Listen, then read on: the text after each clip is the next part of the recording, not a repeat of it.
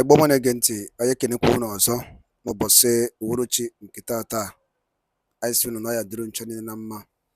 Na unu ya dịka echi na echi ada agwụ agwụ, na anyị kwuru otu akụ ya dịrịrị. Ise ise ise. Dịka o si dị, anyị na-ewetara unu ya bụ nnukwu ozi dị oke mkpa gbasịta maka ihe na-eme n'obodo a na gbasịta maka nwere ụwa na-azọ. Dịka o si dị, ya bụ Eastern News 24 ka anyị si were wetara unu ya bụ nnukwu ozi maka na anyị kwere unu nkwa na anyị ga-enye unu daily update n'iru akwụkwọ gbasịta maka ka mmiri si aba opi ụgbọgọrọ. Alright, unu na n'iru akwụkwọ, unu na-afụ n'iru akwụkwọ bụ Soyinka, Wole Soyinka. O nwere ife o kwuru n'iru akwụkwọ gbasịta maka ihe na-eme n'obodo a and gbasịta maka nwere onwe. Gee ya bụ ife, ị ga-esi ya bụ ife dropụra your own comment ife i chere gbasịta maka ihe ndị a niile kwugasị n'iru akwụkwọ dị iche iche oluka. Ị ga-esi ya bụ ife dropụra ya, chetakwa dropụra your own comment. Alright, over to you, sir. Being guilty to an obsessive problem. It's called media language. As one who is routinely traumatized by encountering his own words reworked into imagined equivalents, duly enhanced and augmented, even with the best and honest intentions, but which actually end up reading the opposite of intent, that obsession with media language is quite understandable. Fortunately, the preliminary we engage in now is not personalized, so I shall proceed as gentle as I can and through examples from the press itself on what is reported and how, to induct you into how the national psyche can actually be programmed, rewired, so to speak, into absorbing the freakish, the grotesque into its digestive system, so that it becomes assimilated as the norm. The process is mostly imperceptible, but the results are manifested in conduct, values, relationships, in both the private and the public domain. Language is part of the enabling factors of such social disfigurement. That is obvious, since language is the basic currency of social exchange. The print media has a very special responsibility in this respect. As the communication field blows wide open, instantly and promiscuously accessible, it becomes a very huge responsibility. That new field is patronized by the knowledgeable and the vacuous, the purpose-oriented and the dilettante, the nihilist as well as the builder. By contrast to the general field, a technological one, known as the social media, the print remains the product of a long tradition of discipline and commitment, no matter how suspect and sometimes unpalatable or disagreeable its choices in political partisanship might be. The real veterans of the species often become famous for what is known as a house style. Each consciously aspires to credibility among its peers, respect, and even among its competitors. When it slips up, the print media at least makes effort to clean up its act, or else confront retribution. In sum, each member of that estate strives not to lower the sensibilities of the humanity it claims to serve. This is where the issue of language comes in. The secret sign of progress is when one finds that the frequency of certain reprehensible expressions has diminished and eventually even vanishes altogether. Retrogression is when certain replacements are introduced through imitation and they attain a currency through sometimes just ignorance of the effect and sometimes even a craving to be part of the crowd. These days, for instance, it is unlikely that you will find an account of a motor accident which reports that many passengers were roasted alive or roasted to death. Yet, up to a few years ago, the print media was almost competitively awash with it. It was almost as if journalists were in the hunt for nothing else, I beg your pardon, but these fiery road shows, just so that they could splash the supposed barbecue party across their pages. And so it was quite a shock for me to encounter, just a few days ago, yet another innovation along that perverse valuation of human life. Perhaps it was just an isolated slip in standards, but it struck me as a reflection of the state of the collective conscious of a fast unraveling station, a condition that provoked my recent novel, Chronicles from the Land of the Happiest People on Earth. Hopefully, some of you have come across it. It quite rightly earned comments such as a lavish exercise in the vein of gallows humor. However, that work belongs to the realm of fiction, not daily reportage. It was perhaps unfortunate that this was one of those occasions that I chose to browse through the newspapers after a stretch of absence, just to acclimatize myself with a whiff of environmental fragrance. And, well, what did I hope to expect? Morbidity as the staple diet. Now, one has become accustomed to that. It's a reality in our society. However, there was one headline that instantly leapt out. Yet another one of those mystery deaths. The casualty? A young female graduate on her way to Europe. Without any conscious effort, my mind flew instantly to certain precedents. First, to that student victim of the fanatic lynch mob in Sokoto, Deborah Samuel. Next, further back, to yet another student, Cynthia, who was lured into a hotel on Victoria Island and was drugged, robbed, raped, and strangled. Her killers were also youths, mostly around her own age.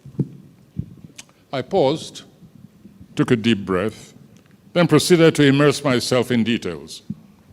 It turned out that this was not a Deborah scenario, and it vastly differed from the Cynthia exercise in murder via virtual encounters.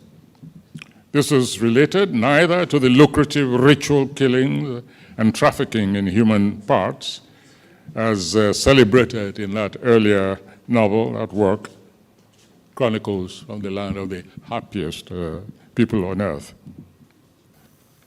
When the word restructuring is bruited around, we often hear the challenge, hey, what do you mean by restructuring? Well, I don't even like the word restructuring.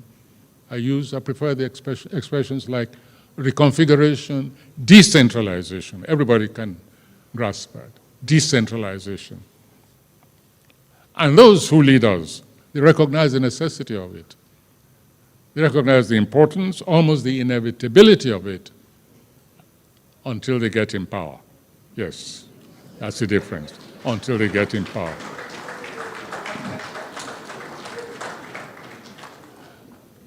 deconstruction, reconfiguration, decentralization. All this is necessary in order to maximize development. We speak about food hunger because it is real. But palliatives are temporary stopgap policies. They do not reach to the heart of the problem, which is one of decentralized development as massively as possible. I've attended food conferences, workshops really, all over the world, from Makerere to India, even to Paris, to Sochi, at least conferences in which the whole issue, and Munich, the issue of food security has been addressed. And we've found the common, the consensus is that collectivization is an obsolete word, especially when it comes to food production and access to food. So reconstruction, decentralization is not a slogan. And it is time that we stopped the pretend decentralization conferences, which have been proved to be mere distractions, especially by those who have a different agenda in mind, such as third term agenda. It does not mean that nothing of value has come out of some of the conferences we've had in the past. No. So the tomes are there. People have worked at proposals in spite of even knowing that they've been brought together for a charade. I can tell you about even my own Oba, one of our Obas there, close to me in Ogun State. He came to me and said, it's going to happen, and we've nominated you to go and represent us. I said, where? He's going nowhere. He came back later, I said, you were right. I said, proper wayo. He said, they wasted our time. He said, they fed us well, they gave us allowances. He said, but it was all a waste of time. It's about time, I think, at this nation, that leaders stop taking this nation for a ride. We must decentralize. Security, has become a bugbear. From all corners of the nation, that is the cry. Decentralize, simply so that government can come closer to the people and productivity can really be manifested as a product of citizens, not simply as a manna from heaven. That is the attitude that obtains at the moment.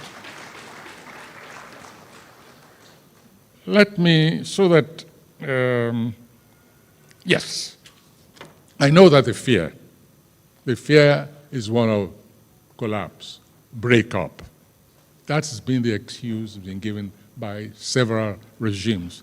But suppose the nation is breaking up informally. In other words, as a fact, rather than as theory. Then hadn't you better just address this, come straight on and see exactly what happens? What is wrong with genuine representatives sitting down and saying, this should be the protocols of association. Anything outside of it, anyone who does not want to accept these protocols, abide by these protocols, and manifest these protocols in the act, should take a walk.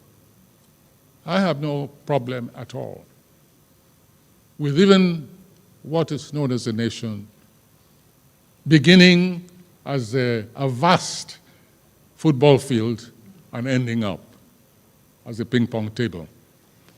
If that is going to restore dignity to citizens, if that is going to guarantee 3 square meals a day, then so be it. One of my favorite expressions, which people say is extreme, is, let nations die, that humanity may live. It's something.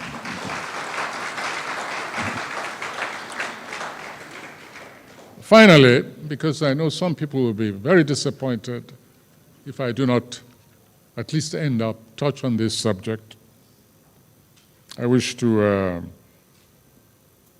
add just a little postscript. And it goes in the form of the transmission to you of an exchange. You see, we have a problem.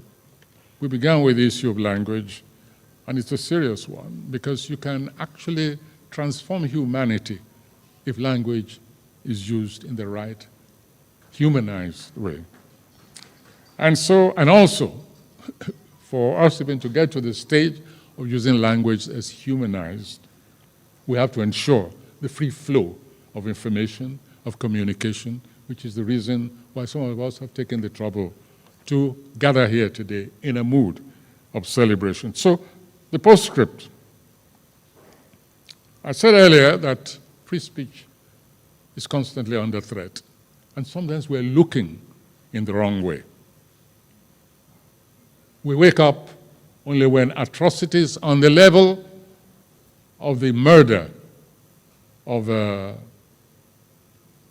champion of democracy, a champion of free speech, a critic of authoritarianism is murdered in a cell.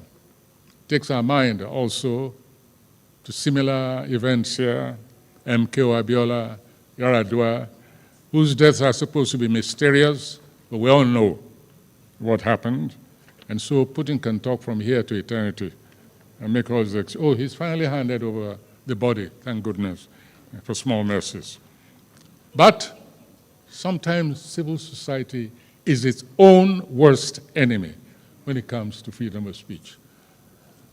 You say something unpalatable here, and the next moment you hear that your ancient grandmother's house in your village has been burnt down. Well, that is censorship in a terminal form. And so let me just recite this little exchange. It's between two people. Let's call one a handler, the other troll. Handler, your online performance was pathetic. We expected better from you. We expect better from you this time round. Troll, sir, I did my best. Handler, which kind best? Your orders were to get online and scatter him to the four winds. Troll, with all due respect, sir, easier said than done. I did not understand what the man was saying. Handler, did anyone ask you to understand anything? We said, whenever he opens his mouth, don't care about the subject, just jump down his throat. End of dialogue. Now, a friendly message. Be very careful. The apt expression, slightly adapted, goes, think before you leap, especially down the time-weathered throats that you encounter.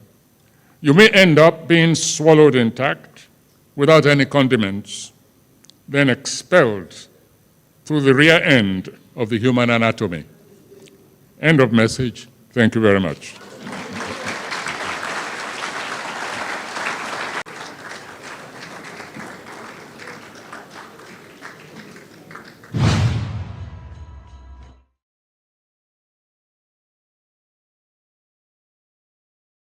Ndị be anyị ngwadalụ nne nụ anyị anụgo nnu na-egekọ ya bụ ife andụ nụnụ gasịkwalụ ma ihe lọya reprezentịrị Maazị Nnamdi Kanu n'ụlọ nke ọkaikpe n'ikpe nke ekpere n'ụbọchị nke 26 of February 2024.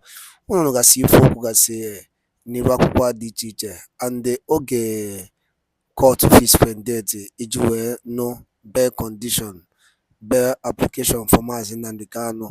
Dịka ịnụ ya bụ ife ka ife nwere ike ikwu gbasịta maka ya bụ ife gị bụ Igbo ọma na-ege ntị gwa ya n'ọnụ Igbo ọnụ Igbo ọnụ ọbụla ịma na ihe esi ọtị ya drọpụla ya n'iru akwụkwọ a na Eastern News 24. Ndị be anyị daalụ niile na ụmụ Chineke ngwanụ ka emesịa nụ ụmụ ife.